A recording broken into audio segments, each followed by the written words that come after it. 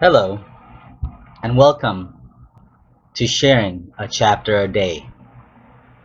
I am Dora, and I will be reading a chapter a day for your listening pleasures.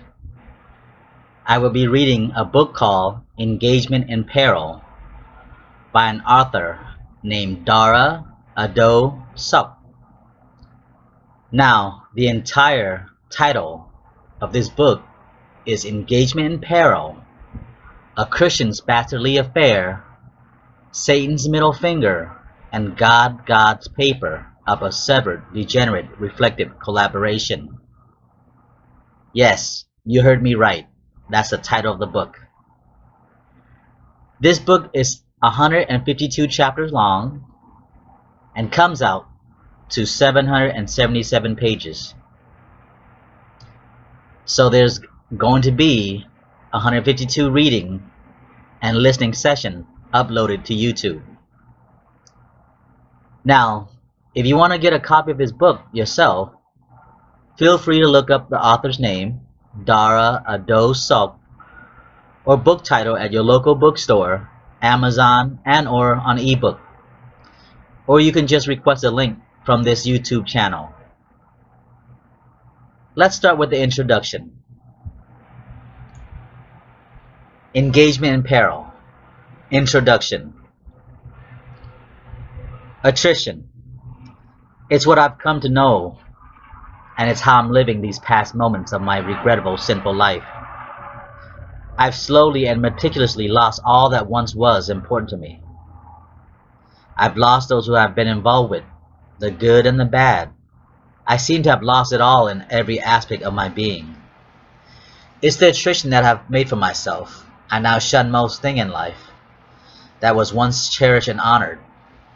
I no longer long for those comforts and importance that we as human beings long and strive for to feel fulfilled and content. Those sort of trivial things mean little to me now. I go on living every day like it's nothing to me. I don't really listen to what others may say or do to me.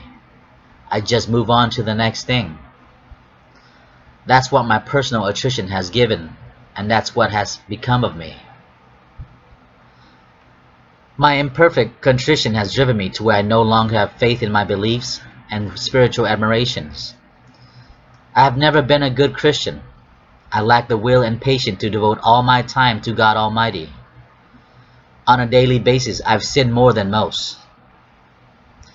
God has been an enemy of mine for a while since the loss of my beloved Shinshin Nagami, who he abruptly and rudely took away during this past year. Besides losing my personal faith and beliefs, I too have been struck by the language attrition, where I've lost a good portion of the very language that I grew up with. I barely understand anything anymore in my native tongue. My speech has slurred into demonic monotones, and my mental state is at a standstill. Those who speak to me are often misunderstood, and my ignorant bliss shuns them altogether. Think what they may, my attrition really doesn't give a damn these days.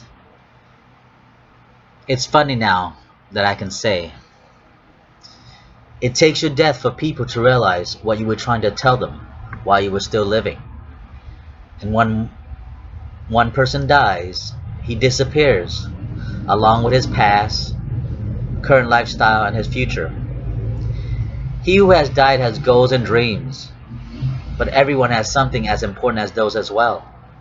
Parents, siblings, friends, lovers, people who are important to you while you are living. This was said by the once enlightened cocksure son of a bitch that killed off one of his very own and my beloved Shinshin Nagami. This will be of my written work of Satan's Middle Finger and God's Paper. I only wish that Shinshin would be able to forgive me in the end for all my faulties, transgression, and fallacy against him, and of all the betrayal of all once committed aspiration, loving bonds, and relationships. Revelation. I am no more evil or more sinful than the general public, but clearly I am the infestations of the minds of those who have come to befriend and associate with during these past years of my life. This volume is of my experience between my first written piece and the combination and collaboration of Volume 1 and Volume 3 of my previous published work, titled The First 22nd Years and Shin Shinigami, the Bastard Torn and the Succubus They Slept With.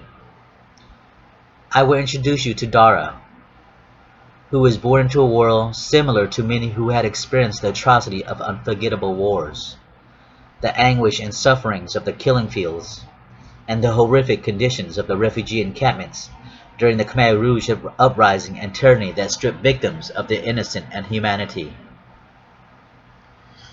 Dara, who was born during the chaos that stirred about in the nearby jungle of Battambang, Cambodia, became fatherless at a very young age and stripped of his only sibling for many months, and with only his young petite mother to comfort and care for him. He will go through the trials and tests of those who are of his enemies, captives, and watchers. Though his story is similar to the millions of third world civilians like him, his is of unique and memorable experience that trace back to his childhood and the evolutionary wandering experiences that he had endured and grew from to this day. Readers will be made aware of his sincere experiences from his birth, the year he and his family endure under the scrutiny of terror and anguish of war, his experience as he and his family get processed to the States, to his first day in the U.S., and the experiences and knowledge he had gained from friends and foe during his school years, and the promiscuous sexual encounter that came along the way as he discovered and learned about himself, the ups and downs of his naval career that eventually made their way in and out of his life, which shared their values and creativity in creating the character he is now. May this piece remind those that I have been involved with of the experiences that we have shared and endured together.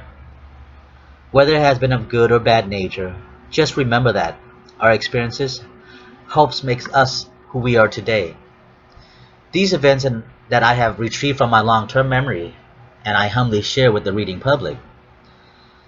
Though not all the names of the people I have met and shared my experiences with is included in this piece, I've given my best to describe their characteristics and behaviors to the best of my knowledge. I hope readers will remember me, a bit about me, and may learn from my experiences, and perhaps I may have influenced a bit of their lives as well. These forthcoming thoughts and events are of my personal experiences, which I have experienced, acquired, learned from, and deeply valued, and I have cherished to this very day. It is my goal to reach the heavens with this piece where Shin Shinigami now resides. My hypocrisy knows no end. I've fallen weary to the unyielding, lustful grip of being a sodomite for as long as I could remember. I bite. It's what I do best. And I've been taking a big chunk out of my beloved Shin-Shin's life. It's taken some time to work this out. I've been selfishly contemplating while struggling on how I go about explaining this piece to you, the general public. Now, Shin-Shin hasn't been as careless and reckless or a bastard like myself, and although he tries many times to change the way he is, it seems that no one ever changed who they really are, no matter how hard or how much they sacrifice to do so.